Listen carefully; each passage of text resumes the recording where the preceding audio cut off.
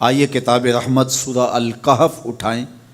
اللہ تعالیٰ نے ایک واقعہ بیان کیا ہے حضرت موسیٰ اور حضرت خضر علیہ السلام کا، کہ حضرت موسیٰ علیہ السلام عزم مصمم کر کے جب چلے تو اللہ فرماتا ہے کہ ہم نے حضرت موسیٰ علیہ السلام کو جس بندے کی نشانی بتائی تھی وہ بندہ ان کو وہاں مل گیا۔ سفید چادر اوڑے حضرت خضر علیہ السلام وہاں لیٹے ہوئے تھے، تو یہ جا کے ان کے پاس کھڑے ہو گئے کہ حضرت میں آپ کی خدمت میں اس لیے آیا ہوں کہ اللہ نے آپ کو جو خصوصی علم عطا کیے ہیں میں ان کو سیکھنے کی غرض سے آپ کی چوکھٹ پہ آیا ہوں۔ کہا تم میرے ساتھ صبر نہیں کر پاؤ گے، معاملے مشکل ہیں، سفر دشوار ہے، منزل کٹھن ہے، اور میرے معاملات ایسے ہیں کہ تم اعتراض کرو گے اس کے بغیر تم رہ نہیں سکتے۔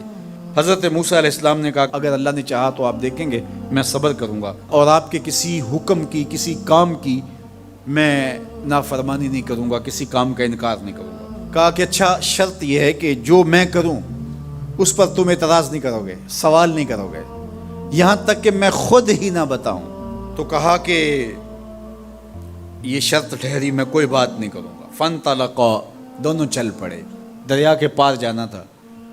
جو کشتی کا مالک تھا، کشتی بان تھا، وہ حضرت خضر علیہ السلام کو جانتا تھا تو اس نے کرایہ بھی نہیں لیا، لیکن جب کشتی پر سوار ہوئے تو عصا مار کے حضرت خضر علیہ السلام نے کشتی کا ایک پھٹا توڑ دیا۔ تو بے ساختہ حضرت موسیٰ علیہ السلام نے کہا آپ نے پھٹا توڑ دیا، یہ سارے ڈوب جائے؟ کہا میں نے کہا تھا نا تم میرے کاموں پہ صبر نہیں کر پاؤ گے۔ تو حضرت موسیٰ کو یاد آیا، کہا میں بھول گیا تھا، اس پر مواخذہ نہ کیجیے۔ پھر دونوں چل پڑے۔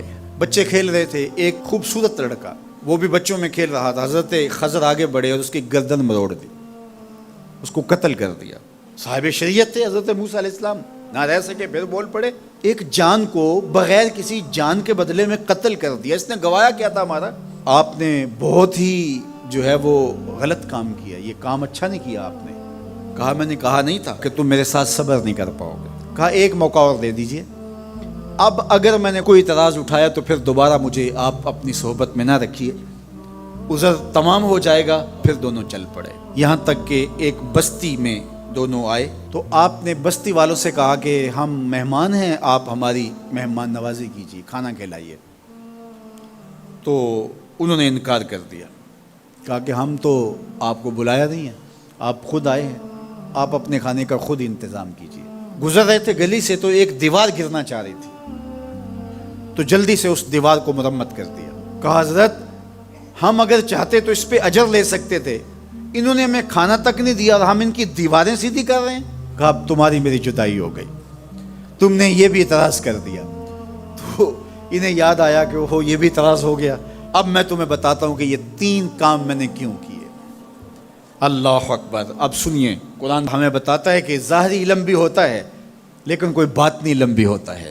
کہا وہ پہلی بات کشتی والی سنو، یہ 2 مسکین بچوں کی کشتی تھی، ان کے گھر کا چولہا اس کی کمائی سے جلتا تھا۔ دریا کنارے کنارے ایک ظالم بادشاہ رہا تھا جو لوگوں کی کشتیاں چھین رہا تھا، ہم نے تھوڑا سا عیب لگا دیا، وہ ٹوٹی کشتی چھوڑ کے چلا گیا۔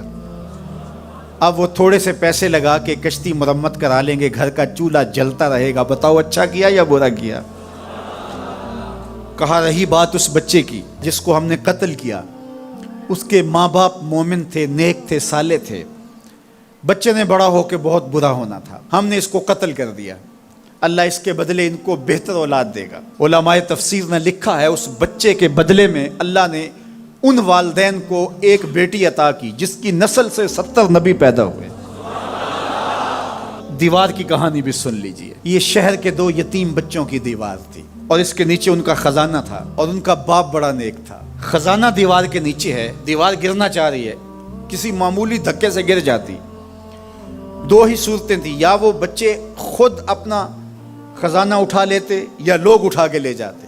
لوگ اٹھا کے لے جاتے پھر بھی ہاتھ میں کچھ نہ آیا، اور اگر وہ خود اٹھا لیتے تو بچے ہیں، بچپنے کی وجہ سے وہ اس کو اڑا دیتے۔